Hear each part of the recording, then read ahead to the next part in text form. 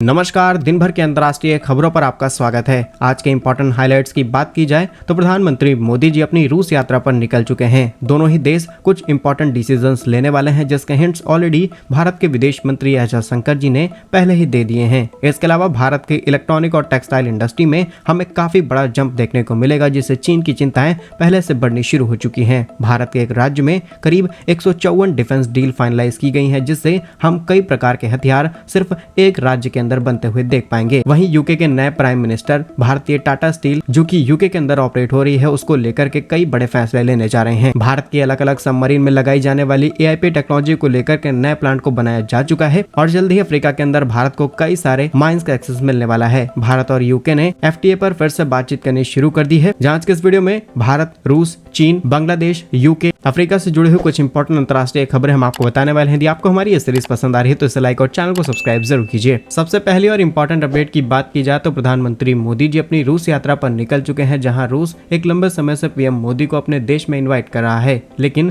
रूस Ukraine war की वजह से पीएम मोदी ने यहां जाना उचित नहीं समझा, क्योंकि हमें पश्चिमी देशों के साथ अपने रिश्ते मजबूत रखने हैं। साथ ही साथ रूस को तो ऑलरेडी भारत का जिगरी दोस्त कहा जाता है, लेकिन इसी बीच भारतीय डिप्लोमेसी की तारीफ करनी होगी, क्योंकि जिस तरीके से दो कट्टर दुश्मनों के साथ भारत अपने रिश्ते लेकर के चल रहा है, इसीलिए दुनिया भर में भारत के इस बैलेंस अप्रोच की तारीफ की जाती है। वहीं दोनों देशों के बीच होने वाले इंपॉर्टेंट डिस्कशंस की बात की जाए तो इसमें सबसे ज्यादा इंपॉर्टेंस दी जा रही है बायलैटरल ट्रेड्स को। लास्ट ईयर की तुलना में भारत का इस समय रूस के साथ व्यापार करीब 11 गुना ज्यादा बढ़ चुका है, लेकिन इसे और ज्यादा बढ़ाए जाने की तैयारी है। साल 2023 और 24 में भारत और रूस के बीच व्यापार करीब $65 अरब पहुंच गया था और इसमें सबसे बड़ा कंट्रीब्यूशन रहा है रूस की तरफ से मिलने वाला सस्ता कच्चा तेल। वैसे तो भारत और रूस के बीच ये आंकड़ा साल 2027 और 28 में पहुंचना था, लेकिन रूस की तरफ से दिए गए तेल ऑफर पर भारत ने जम करके तेल खरीदना शुरू किया, लेकिन इसमें भी हमें कई दिक्कतें फेस करनी पड़ी। सबसे इंपॉर्टेंट कि किस तरीके से पेमेंट की जाए, क्योंकि अमेरिका ने इंटरनेशनल स्विफ्ट सिस्टम से रशिया को बाहर कर दिया, जिसके कारण रूस पेमेंट नहीं रिसीव कर पा रहा था। और अब दोनों देश इसी चीज पर बात करना शुरू कर चुके हैं, किस तरीके से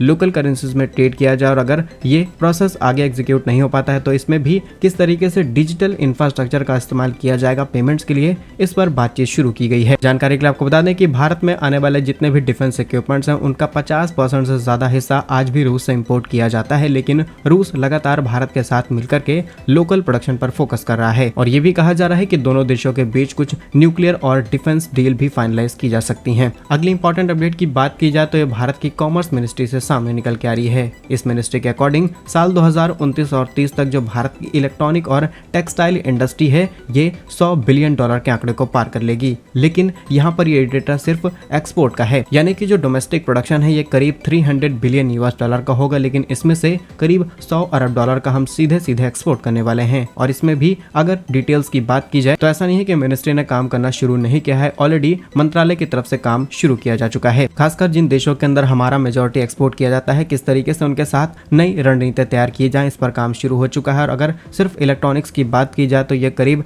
$75 अरब तक पहुंचने का लक्ष्य है। वहीं टेक्सटाइल इंडस्ट्री करीब $25 अरब तक पहुंचाने का लक्ष्य है। अगर गवर्नमेंट की तरफ से दिए जाने वाले सपोर्ट की बात की जाए तो भारत की make in India mission PLI scheme, जिसने इलेक्ट्रॉनिक इंडस्ट्री को बूम किया है, इसके अलावा भारत के अलग अलग जो टेक्सटाइल पार्क तैयार किए जा रहे हैं, इसके अलावा कपड़ा क्लस्टर हाउसेस तैयार किए जा रहे हैं, इसकी मदद से टेक्सटाइल इंडस्ट्री भी अपने मैक्सिमम पोटेंशियल के साथ आगे बढ़ पा रही है। अगली इंपॉर्टेंट अपडेट की बात की जाए तो सामने निकल के आ रही है उत्तर प्रदेश से, जहां पर उत्तर प्रदेश में करीब 154 यानी कि 154 से भी ज्यादा डिफेंस प्रोजेक्ट अप्रूव किए गए हैं, जिनकी लागत करीब 25,000 करोड़ रुपए की है। इसमें तमाम तरीके के रक्षा उपकरणों, हथियारों और नई नई मशीनों को तैयार किया जाएगा। और ये 154 प्रोजेक्ट सिर्फ एक जिले के अंदर नहीं बल्कि उत्तर प्रदेश के तमाम जिलों के अंदर फैलाए जाएंगे, जिससे हमारा न सिर्फ डिफेंस प्रोडक्शन बढ़ सकता है बल्कि हमारे एक्सपोर्ट में भी इसका रिजल्ट देखने को मिलेगा। वहीं राज्य ने इस प्रोजेक्ट के अंदर करीब 15,000 करोड़ रुपए की इन्वेस्टमेंट की है और इस प्रोजेक्ट को करीब 11 जिलों के अंदर एक्सपेंड किया जाएगा। इसी के साथ राज्य सरकार का कहना है कि इसमें करीब 3,400 करोड़ रुपए की सब्सिडी भी दी जाएगी और उत्तर प्रदेश के अंदर करीब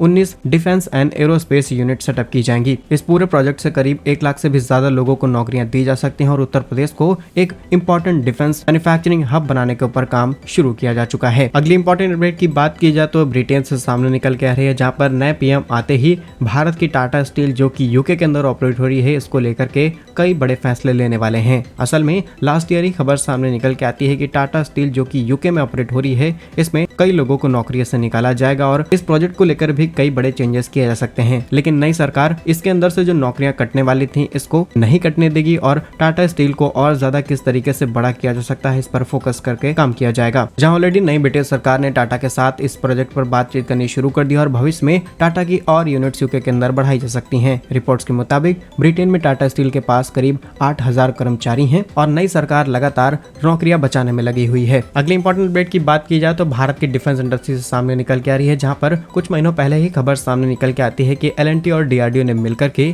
AIP जिसे हम एयर इंडिपेंडेंस प्रोपल्सन सिस्टम कहते हैं, जो कि सबमरीन्स में एक बहुत ही इंपॉर्टेंट पार्ट माना जाता है, इसको बना करके तैयार कर लिया है। और अब इस नई टेक्नोलॉजी की जो टेस्टिंग फैसिलिटी है इसको भी तैयार किया जा चुका है। इसके भूमि पूजन कल के दिन देखने को मिला है। रिपोर्ट्स के मुताबिक इस नई यूनिट को करीब 35 एकड़ के अंदर तैयार किया जा रहा है, जिसमें करीब 150 करोड़ रुपए का निवेश किया गया है। जानकारी के मुताबिक भारतीय नौसेना के लिए जितनी भी सबमरीन्स आने वाली हैं उनमें AIP टेक्नोलॉजी लगाई जाएगी, जो कि समुद्र में सबमरीन को एक लंबे समय तक रहने में मदद करती हैं। फिलहाल इस नई फैसिलिटी के अंदर AIP टेक्नोलॉजी को किस तरीके से सबमरीन्स में इंटीग्रेट किया जाए, उनको किस तरीके से टेस्ट किया जाए और सभी तरीके के सर्टिफिकेशन प्रोसेस यहाँ पर किए जा सकते हैं। भविष्य में ये भी तैयारी है कि अलग अलग देश जो कि AIP सबमरीन्स लाना चाहते हैं उनकी टेस्टिंग भी यहाँ पर की जा सकती है। और ये कहना गलत नहीं होगा, ऑलरेडी भारत के अंदर चाहे ब्रिटेन हो या फिर अमेरिका, इनके वॉरशिप सबमरीन्स आकर के अपनी रिपेयरिंग एंड मेंटेनेंस ऑलरेडी करवा चुके हैं और भारत ने यहाँ से अच्छी खासी कमाई की है। तो ये नई फैसिलिटी भारत और दूसरे देशों के लिए काफी ज्यादा इंपॉर्टेंट बन जाती है। अगली इंपॉर्टेंट अपडेट की बात की जाए तो सामने निकल के आ रही है इंडिया और अफ्रीका से, जहाँ पर अफ्रीका में जम्बिया के अंदर भारत की तरफ से प्रोजेक्ट को अप्रूवल दिया गया है, जिसमें भूवैज्ञानिक मैपिंग की जाएगी और किस तरीके से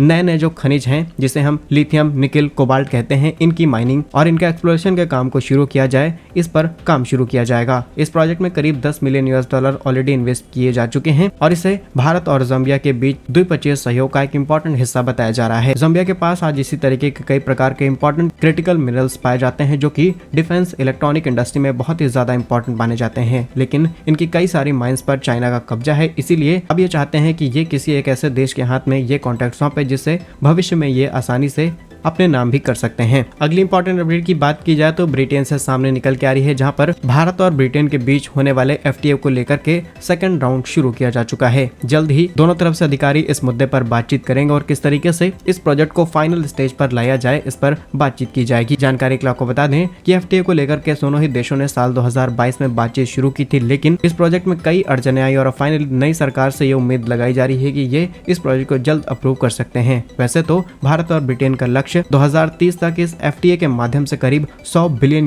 के आंकड़े को पार करना है, जिसमें CEPA की रिपोर्ट के मुताबिक एग्रीकल्चर, स्वास्थ्य, डिजिटल और तमाम तरीके के एनर्जी सेक्टर में अपनी पकड़ बनाना और भारतीय कंपनियों का यूरोप मार्केट के अंदर एक्सेस पाना बहुत ज्यादा आसान हो जाएगा। जानकारी के लिए आपको बता दें कि आज भारत की तरफ से यूके के अंदर pharmaceutical, textile, James, jewellery, automobile and software export किए जाते हैं। वहीं भारत यूके से मशीनरी, केमिकल्स, एयरक्राफ्ट और अल्कोहल से जुड़ी हुई चीजें इंपोर्ट कराता है। लेकिन हैवी इंपोर्ट ड्यूटी और टैरिफ की वजह से ये चीजें आगे नहीं बढ़ पा रही थी, लेकिन अब FTA के माध्यम से दोनों देशों के लिए काफी ज्यादा आसान ये प्रोसेस होने वाला है। अगली इंपॉर्टेंट अपडेट की बात की जाए तो BSF ने घुसपैठियों पर नजर रखने के लिए और जो इनलीगल स्मगलिंग की जाती है भारत और बांग्लादेश के बीच में, इसको पकड़ने के लिए AI कैमरे तैनात कर दिए हैं। पिछले वीडियो में हमने आपको बताया था कि किस तरीके से एक स्मगलर को पकड़ा गया है जिसके पास 3 से 4 करोड़ रुपए का सोना है और सिर्फ एक हफ्ते में 10 करोड़ से भी ज्यादा की स्मगलिंग BSF के द्वारा पकड़ी गई है। बांग्लादेश की सीमा के जरिए यहाँ पर कई सारे इनलीगल काम किए जाते हैं, जिसको रोकने में सेना को कई दिक्कतें आती हैं। लेकिन अब आर्टिफिशियल इंटेलिजेंस के जरिए लगे हुए कैमरे